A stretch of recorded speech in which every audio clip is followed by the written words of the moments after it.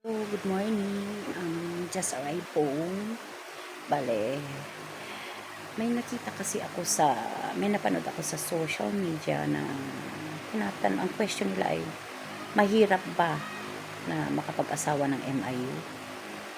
At saka, pinagsisihan nyo ba na nakapag-asawa ng MIU?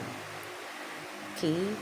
Sa part ko po, sasagutin ko niyan. Kasi lahat naman po kami na MIU wives, hindi naman po pare-pareho ang sitwasyon.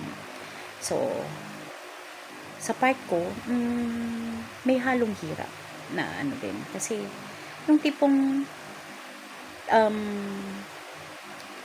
yung mga special occasion sa bahay, na mga family event, na palagi siyang wala.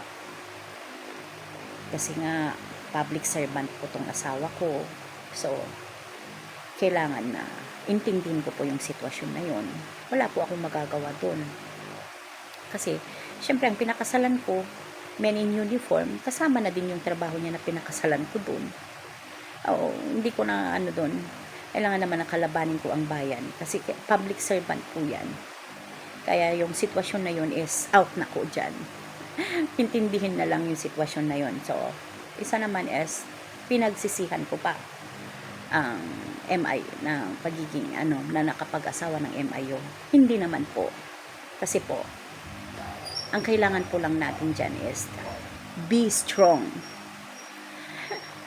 Ang pagiging MIU wife, you should be strong to handle the situation and the consequences. Kasi hindi natin alam yung mga darating sa buhay natin. So, as a wife, isa pa dito na sikreto ko is, as a wife, kailangan mo talaga ng mahabang pasensya. Mahabang pasensya, ganun kahaba. Para lalo na pag ang asawa mo ay malayo sa work, sa bahay, kumbaga sa work.